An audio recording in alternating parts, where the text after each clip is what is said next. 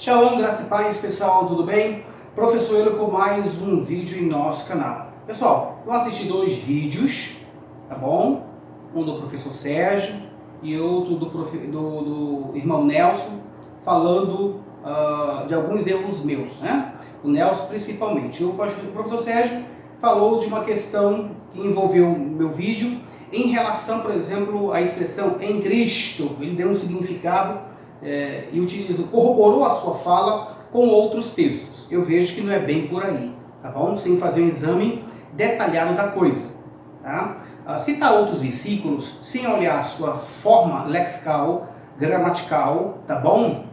Sintática pode ser um erro, tá? Que muitos caem, tá bom? Pode ser um erro que muitos caem, sem olhar as suas formas, sem olhar a sua gramática, sem olhar a sua sintaxe e sem fazer um exame exegético do que se refere à sintaxe dentro desse quesito, tá bom? E o irmão Nelson é evidente, ok? Que ele cometeu também um erro, como cometeu o professor Sérgio naquele vídeo analisando o meu vídeo.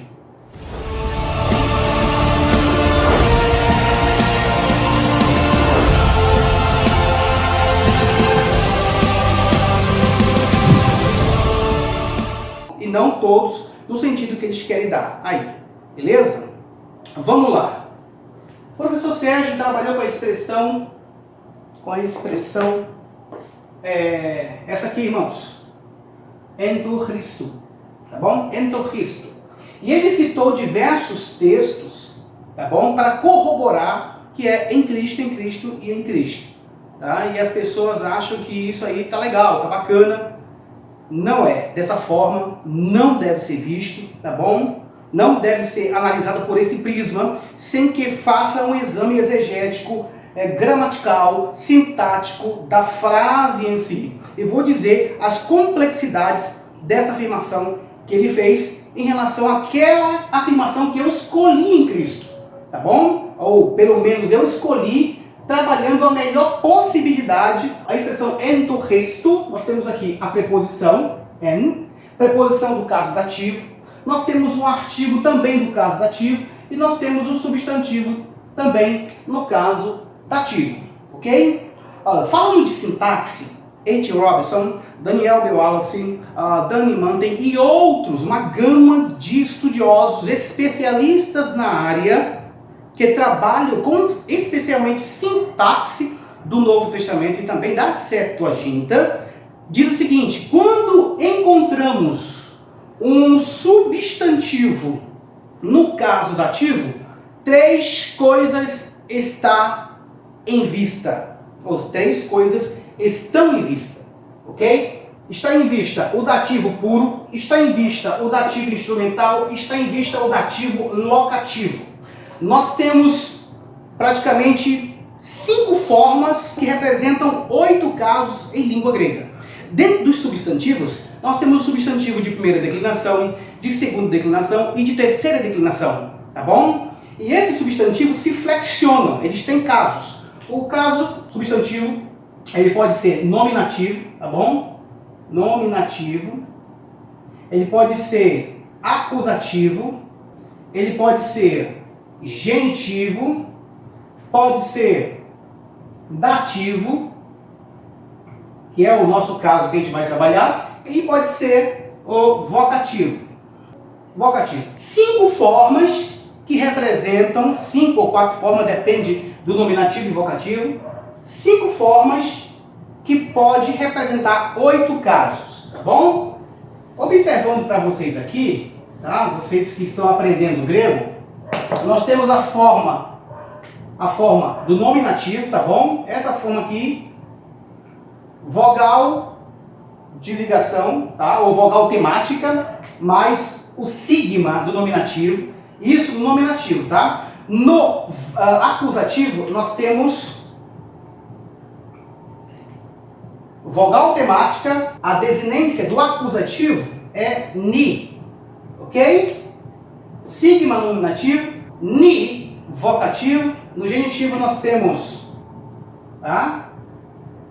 Essa forma alongada que é ou, tá bom? A forma alongada que houve, sofreu diversas contrações, tá bom? Aí chegou o genitivo, tá? E nós temos também o dativo, que é essa forma aqui, irmãos. O dativo. Observe, esse aqui é um iota subscrito, que também sofreu algumas nuances em relação ao seu próprio caso. Aí nós temos, por último, essa forma aqui, que é a forma do vocativo. Tá? Então nós temos aqui nominativo, acusativo, genitivo, dativo e vocativo. Essas 1, 2, 3, 4, 5 representam 8 casos da língua grega. 5 formas que representam 8 casos. Essa forma aqui do genitivo representa o genitivo propriamente dito e o ablativo. Essa forma aqui, tá bom? Dentro dos 8 casos, representa o dativo puro, o instrumental e o locativo, tá bom? Essa forma aqui representa o caso vocativo, tá? E tem algumas vezes que o nominativo ele é idêntico ao vocativo, ou o vocativo é idêntico ao nominativo, principalmente em substantivos, ok? Neutros, principalmente em substantivos neutros e também substantivos da terceira declinação. Vamos apagar aqui.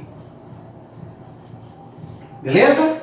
Então essa é basicamente as explicações. O que nós temos aqui? Nós temos aqui um dativo, tá bom? Como nós aprendemos, o dativo ele pode fazer função de dativo puro, instrumental e locativo. Por quê? A forma dele é única para os 3 casos. Nós temos 3 casos. Por isso que os gramáticos dizem, quando vocês virem, quando nós observarmos um substantivo, no caso dativo, 3 coisas ou 3 casos estão em vista. O dativo puro, o dativo instrumental e o dativo no sentido locativo. Eu coloquei dativo aqui para identificar, tá? Mas é dativo, instrumental e locativo.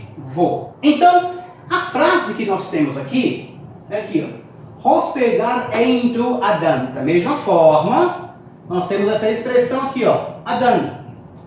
Gramaticalmente, é a mesma forma que aparece aqui embaixo.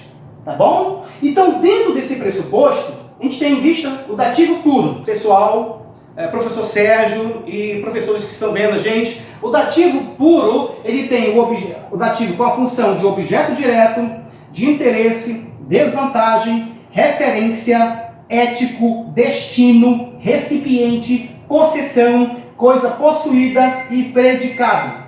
Então, nós temos tudo isso aqui, ok? Dativo instrumental, senhores. Nós temos dativo instrumental ou instrumento de associação, de modo, meio ou instrumento, agência, medida, causa, cognato, material e conteúdo. Tá bom? Muitas pessoas confundem o conteúdo, o dativo conteúdo, com o genitivo de conteúdo. Tudo bem? Locativo. Nós temos locativo de lugar, de esfera, de tempo e de regra. Tá? Não é tão simples como alguns pensam. Não é só falar em Cristo, em Cristo, em Cristo, que tudo vai se resolver. Na minha opinião, não é assim. Tá bom? Mas vamos prosseguir. Então, gente, dentro desse pressuposto aqui, qual é a melhor forma de entender esse dativo? Dativo puro, dativo instrumental ou dativo locativo? E eu escolhi, lá no meu primeiro vídeo, sobre tagma e aparré, o dativo instrumental. E tudo isso foi observado por minha pessoa. Antes de eu fazer qualquer vídeo, eu presto bastante atenção em relação, faço algum tipo de esboço para que a minha fala viesse a corroborar com as minhas pesquisas. Então, o dativo instrumental aqui, tanto into Adam quanto into Cristo, a gente pode entender que possivelmente pode fazer referência ao dativo de associação ou ao dativo de meio instrumento, dativo instrumental, ou agência. Essas 3 coisas estão em vista. Primeiro, eu vou classificar segundo e terceiro. O dativo de associação muitas vezes utiliza a preposição sim. que é a preposição de associação em muitos casos. E aqui nós temos uma clara evidência que não é uma associação, beleza? E em outras maneiras, o dativo de associação não utiliza a preposição, mas em forma de regra, a preposição sim indica que a associação está em vista. A melhor forma de entender ou é o dativo de meio ou instrumento ou o dativo de agência. O dativo de agência, ele é muito raro, tá bom? Dentro das escrituras. Ele precisa, na verdade, de um verbo, tá? Na voz passiva. E o único caso registrado praticamente no Novo Testamento não é 1 Coríntios capítulo 15, versículo 22. Porque aqui tem várias formas de se entender os pressupostos que não podem se encaixar no dativo de agência. E até mesmo o substantivo do caso dativo, ele é concebido como um agente pessoal, tá bom? A diferença de agente instrumentalidade e o agente pessoal, tá bom? Outros gramáticos dizem que poderia se encaixar aqui, tá? Mas eles não fazem referência direta a 1 Coríntios capítulo 15, versículo 22, mas de uma forma léxico-sintática do caso. Então, o que nos sobra? Mais provavelmente é o dativo de meio ou de instrumento. O dativo de meio ou instrumento, ele concebe um ser, né, que ele é o instrumento pelo qual a ação do verbo é cumprida. Vamos lá, nós temos aqui, em Adão todos morrem. Nós temos aqui um verbo, tá bom? Um verbo. Apotinescusim, todos morrem. Apotinescusim é um verbo no presente do indicativo. A voz é ativa por causa dessa terminação, o sim, tá? E está a terceira pessoa do plural, beleza? Então, pode se encaixar perfeitamente como dativo de instrumentalidade, meio ou instrumentalidade, tá bom? Da mesma forma, em tu Cristo, todo ou em Cristo todos, zoopoietesontai, todos serão vivificados, tá bom? Essa terminaçãozinha que está aqui indica que o verbo está na voz passiva, tá bom? Esse sigma indica que é futuro e ontai indica que é terceira pessoa do plural, tá bom, meus irmãos? Então, dentro desse quesito, podemos relacionar tanto ento Adão, tanto ento Cristo, como dativo de meio ou instrumento, pelo qual a ação do verbo é cumprida. É a melhor explicação gramatical, sintática, tá bom? Sintática do texto, ok? Essa é a explicação melhor. Porque quando eu falei no meu primeiro vídeo, eu dei essa explicação aqui, tá bom? A explicação do dativo instrumental. Por quê? Porque o meio pelo o qual a ação do verbo é cumprido é pelo instrumento, tá bom? E o instrumento da primeira oração é Adão. E o segundo instrumento da segunda oração, ou pelo menos podemos considerar, é ento Cristo, é Jesus, ok? Adão é o instrumento pelo qual todos morrem. Jesus é o instrumento pelo qual todos serão vivificados, ok? Tá bom? Então, dentro desse pressuposto, nós temos estas nuances lexicais. Uma outra coisa, que no versículo de número 21, nós temos a expressão diântropo. Diântropo. Nós temos a preposição di, tá bom? Tem aqui um outro pincel. Di, tá? Antropo. Essa preposição di, que vem de diar, tá? Quando ela é usada, no caso genitivo, ela também é de instrumento ou meio, tá? E pode ser entendido como de agência, tá bom? Lá em cima nós temos diântropo, ou seja, por meio de Adão, ou por meio do homem. E esse homem, esse antropo, está fazendo referência a Adão, ok? por meio do homem, ou por meio desse homem que é chamado Adão, tá? Todos morrem, ok? Preposição dia, tá? Que pode ser entendido como meio e instrumentalidade. Nós temos uma outra preposição, que é ripé, ripó, e também é uma preposição que indica agência ou meio. Mas a diferença das duas coisas é que a primeira aqui, dia, aqui está di, por causa que a palavra anthropo começa com uma vogal, então se elimina a vogal final e colocamos aqui um apóstrofo para identificar, tá bom?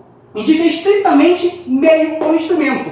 E a preposição ripo indica agência, não agência intermediária simplesmente, mas agência última. Nós temos agência primária e agência última. Dentro desse pressuposto, di, mas antropo indica por meio daquele homem, ou por meio de Adão, tá bom? Todos morrem, ok? Então foi escolhida essa preposição, que é usada no caso genitivo, tá? Que indica meio ou instrumento.